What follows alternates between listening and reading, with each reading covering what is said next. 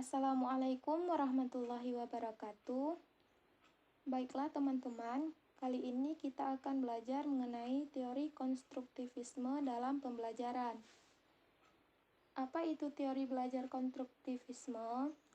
Jadi, konstruktivisme ini adalah teori belajar yang mementingkan atau mengedepankan peningkatan perkembangan logika dan juga konsep pembelajaran masing-masing. Melalui apa? Yaitu melalui pengalaman dan pengetahuan. Jadi dikonstruk sendiri atau dibangun sendiri oleh para pembelajar. Kemudian apa sih peran pengajar dalam teori konstruktivisme ini? Peran pengajar dalam teori konstruktivisme ini yaitu sebagai fasilitator. Jadi pengajar itu hanya memfasilitasi, membantu pembelajar untuk memperoleh pengalaman dan pemahamannya sendiri.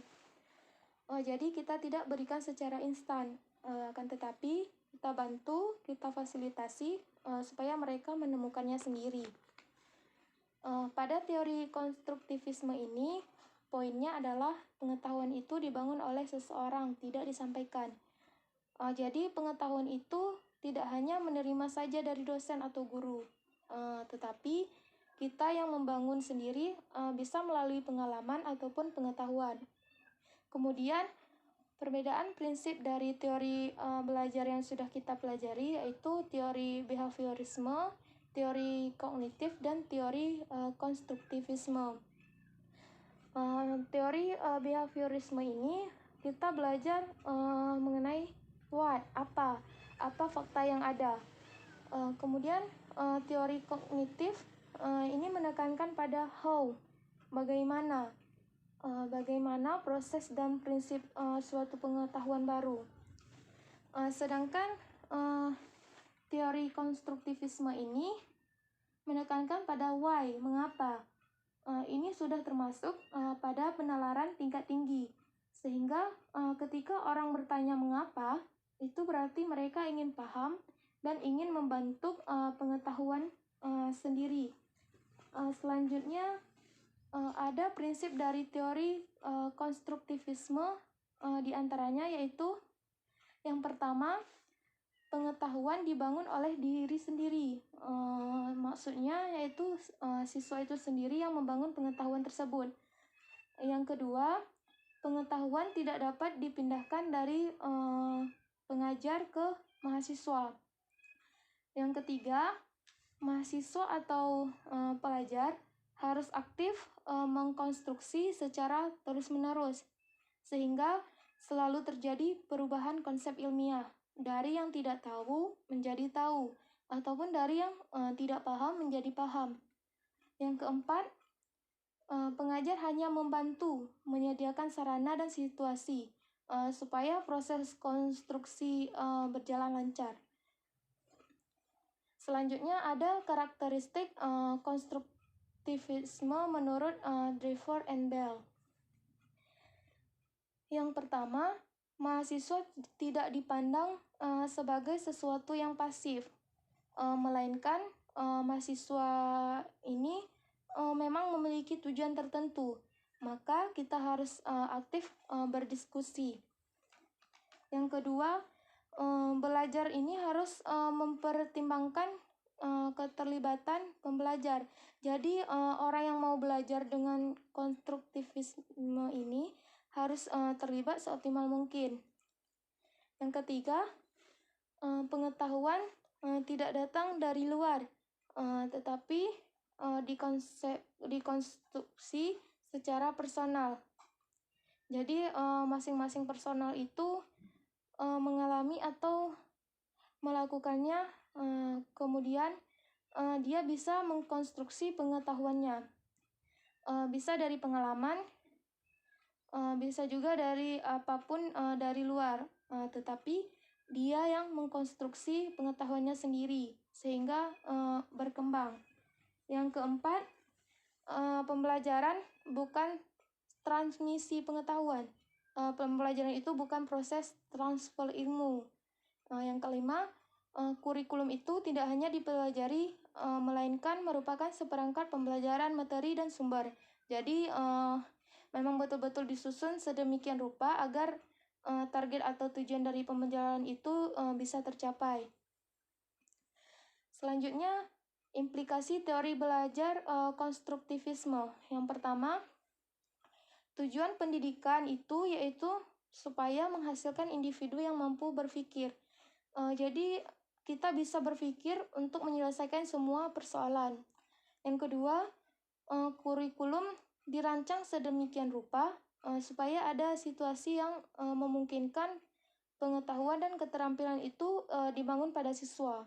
Yang ketiga, pembelajar harus aktif sehingga mereka menemukan cara belajar yang sesuai.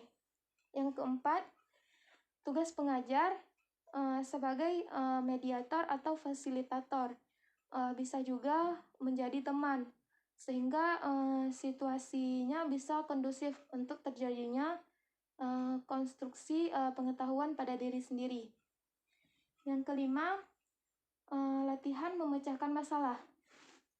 Biasanya dalam teori konstruktivisme ini dilakukan secara berkelompok untuk menganalisis masalah dalam kehidupan sehari-hari. Kemudian ada beberapa tokoh di antaranya. Kemudian ada beberapa tokoh dalam teori konstruktivisme, di antaranya yang pertama John Dewey. Menurut John Dewey, belajar itu bergantung pada pengalaman dan minat diri sendiri, karena belajar itu sifatnya harus aktif dan terlibat langsung, berpusat pada siswa dalam konteks pengalaman sosial. Yang kedua, menurut Jean Piaget. Menurut Jean Piaget, pengetahuan yang diperoleh merupakan hasil dari konstruksi pengetahuan awal yang telah dimiliki dengan pengetahuan baru yang diperolehnya.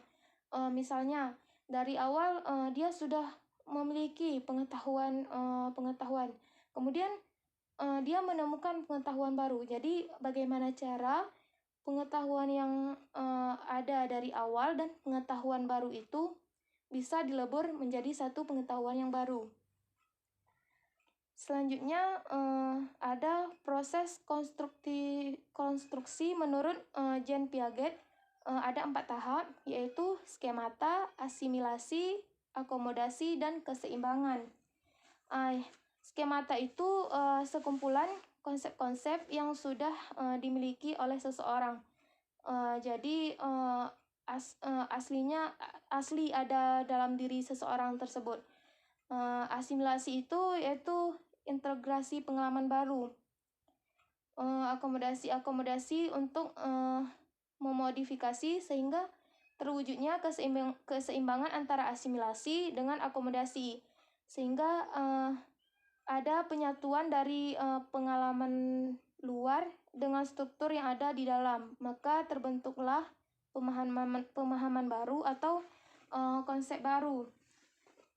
Selanjutnya ada kelebihan dan kelemahan dari teori konstruktivisme.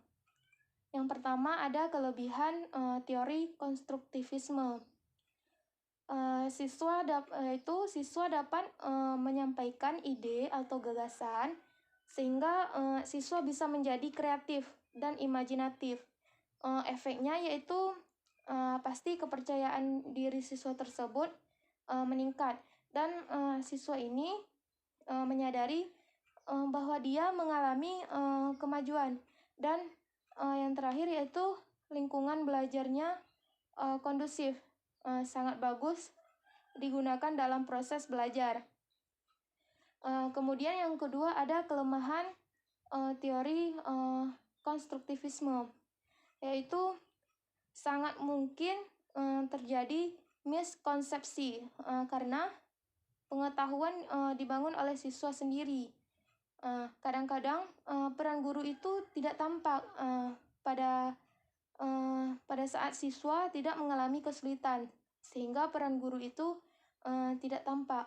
Kemudian membutuhkan waktu yang sangat lama karena pengetahuannya itu mereka sendiri yang menemukannya.